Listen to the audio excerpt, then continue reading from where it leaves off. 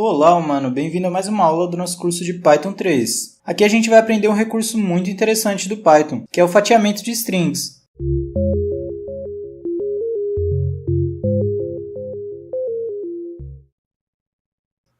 Nem sempre, quando a gente está trabalhando com strings, a gente quer olhar para ela como um todo. Muitas vezes a gente quer ver só uma parte dela. E a gente faz isso em Python usando colchetes. E só para lembrar, quando eu falar slice é o mesmo que fatiamento. Existem 3 formas de fazer slices com os colchetes, e a gente vai ver cada uma delas. Na verdade, a gente viu a primeira forma na aula passada, e a primeira forma é basicamente você dar um zoom em um caractere específico. E aqui a gente tem uma imagem explicando como é que funciona. Claro, se você precisar se aprofundar um pouco, você pode ir lá na aula passada que a gente vê isso com mais detalhes. E vai aparecer um link aqui em cima para você poder clicar na aula passada. Agora a segunda forma de fazer slice.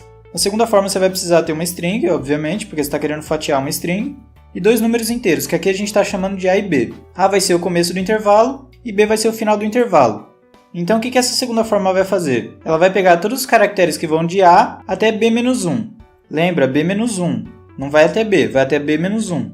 Então, sei lá, se você tiver que pegar até o caractere que está no índice 2, o seu intervalo vai ter que ser de 0, que é o começo da string, até 3. Por quê? Porque aí ele vai pegar de 0 até 3-1, que é 2. Então nunca esquece, é o final menos 1, que é muito comum o pessoal errar isso. Eu dei o exemplo de começar do 0 e pegar até o índice 2. Se quando você estiver fazendo o slice você não colocar o início, por padrão o Python entende que você está querendo começar do 0. Então aqui a gente tem um caso igualzinho àquele do exemplo, só que a gente omitiu o 0 e dá o mesmo resultado. E o mesmo raciocínio vale para o final do intervalo. Ou seja, se você colocar só o início do intervalo e não colocar nada no final, o Python vai começar daquele início que você deu e vai até o fim da string. Agora, se você omitir o início e o fim simultaneamente, você vai ter a string toda. Mas claro que essa não é a forma mais inteligente de você pegar a string toda. Você poderia, para fazer a mesma coisa, só colocar o S.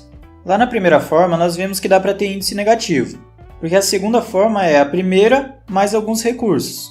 E depois a gente vai ver que a terceira é a segunda mais alguns recursos. Só lembrando, o índice negativo o que ele faz? Ele vai para o final da string e volta a quantidade de casas que você colocou. Então naquela nossa string do começo, que vai do 0 até o 9, se você pegar menos 4, ele vai começar do 9, que é o final, por causa do índice negativo, e vai vir em 4 casas. Então ele pega o 6. E aí ele pega o 7, 8 e 9, porque você omitiu o final. E aqui tem mais alguns exemplos que eu não vou falar agora para o vídeo não ficar muito longo, mas você pode testar depois, e se tiver alguma dúvida você deixa aqui nos comentários. Agora olha bem para essa imagem e tenta entender todos os casos que estão nela. Isso vai ajudar você a consolidar o que você aprendeu. Agora a terceira forma de fazer slice. Como eu tinha dito antes, a terceira forma é a segunda mais alguns recursos.